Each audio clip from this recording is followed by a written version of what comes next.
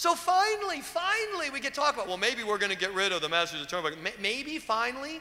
It's been an outrage. It's been a waste of money. It's been ridiculous for 30, 40 years now. Well, we paid off the tolls in '86, right? So it's been ridiculous since '86. Now, oh, wait a minute. Hey, maybe we don't need 3 agencies to collect toll money. Hey. Why is Governor Patrick even talking about it? Why is this not dead on arrival? Because you are here, because you are talking about finally doing something.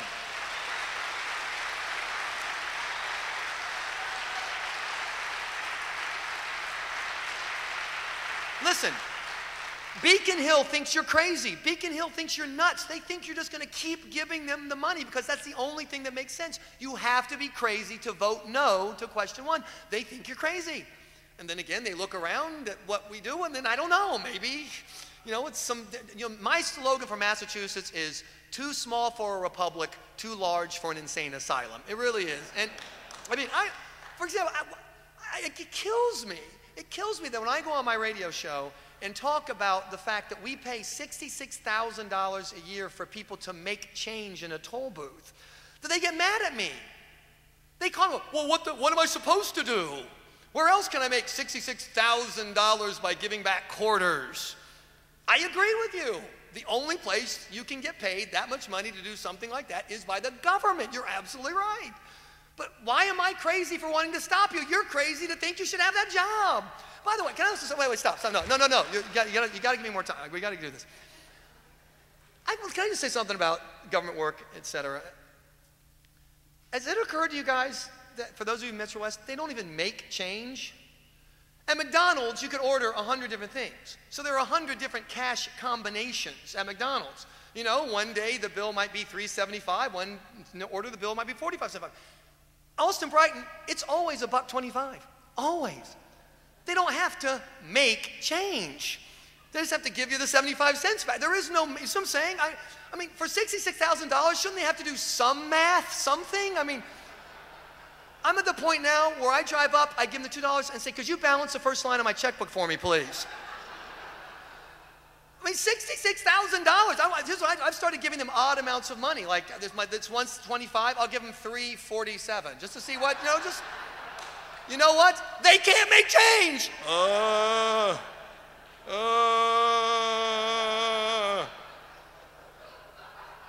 How can you defend doing this again and again and again? Let me tell you, are the kids, I have a story, it's not off color, but I used to do a national radio show for another company, like an in-house radio show for when hosts, whatever. And I was on the air in Cincinnati one time. And the #1 story was that they had fired a city employee in a law office because for a 40-hour work week, they checked the records, he had been logged on to internet porn 44 hours out of every 40-hour work week. That's right. He was literally putting in porn overtime as a city employee. Which I don't even get that. I mean, I'm a guy, and of course all men are pigs, but I'm like 44 hours? I mean, wouldn't you dehydrate at some point? I mean, really, how do you? But the news story wasn't that the guy, I'm so glad some of you got that. The news story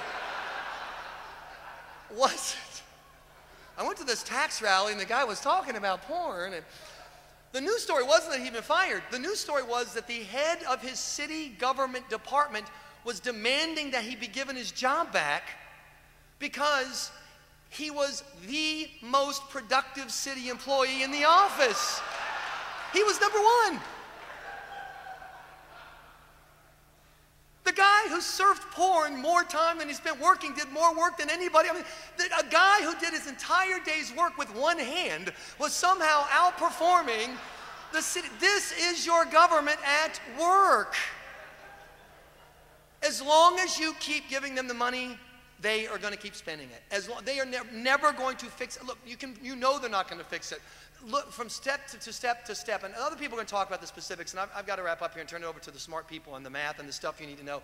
But there is not a single meaningful reform that any of the people who want you to vote no to can point to. Even the police details, and I give Governor Patrick credit for trying to do a little something about that. But police details cost taxpayers and ratepayers through utilities about $100 million a year. The massive draconian cut that sent union cop organizers out to shut down the pothole is $7 million. $100 million spent, we just want $7 million back, and someone's going to shoot me over it. That culture was never going to reform itself. When people say to you, don't vote for question 1, do something else. Ask them what? Oh, I know what I'll do. I'll go vote against an incumbent. Except nobody's running against an incumbent in 95 places, 95% of the seats. I'll go vote for a different party. There is only one party. I'll go support the reform politician. There is no reform politician. $7 million out of $100 million is not reform. It's tokenism. It's a dodge. It's a blur. And I guarantee, let me finish that. I guarantee you, if question 1 fails, you will not hear another word about getting rid of the Mass Turnpike Authority. Not one more word. You won't hear another word about police details. All you'll hear is as they belly up to the pork and to suck the pork out. That's all you are going to hear. One last thing I want to say to you of semi-serious nature. How do you win this? You're never going to win it with money. The other team has the money. The unions are spending money fast and furious. Nothing against unions per se. It's the government union axis that's the problem. Government unions, unions that rely on government and your money, spending like drunken sailors. There's money's, I'm sorry, I don't want to offend any sailors in the room. My father, when I was in high school and I took the testing for ability, my guidance counselor said that I was unfit for military service and therefore suggested I join the Navy. And so my dad was in the Navy, that's okay. But here's what you can actually do something. You can make a difference. You are not a vote. You are not. You are 10 votes. You are 20 votes. You are 30 votes. You know why this place isn't packed? Because people have been distracted. So much is going on with the national race and now the bailout. It's taken all the oxygen out of the conversation. People are just now, as the bailout gets passed and that story ends, they're going to start focusing on, what's that question? What? And they're going to look to you. They're going to look to you, or they're going to look to some union-paid, government-paid advertisement. Let them look to you. Right now, you have, at your house, you have an email list that's already on your computer. You've got a Christmas card list that you or your wife keep. You've got lists for people at church and organizations and Knights of Columbus and whatever. Use those lists. You should be the advertising campaign. And here's what I learned, because I used to run campaigns. Most people don't follow politics that much. They don't come to rallies like this. It says beautiful October afternoon. They're doing what they're doing. They count on you. They respect your opinion. If you will go home today and you will email everyone in the state a 1 or 2 sentence, look, I'm voting for question 1. I'm asking you to. If you have any questions about, please call me. Send a note onto everyone in your Christmas card list, a little postcard, nothing, just 2 or 3 sentences. I'm supporting it. I think it's great. You should too.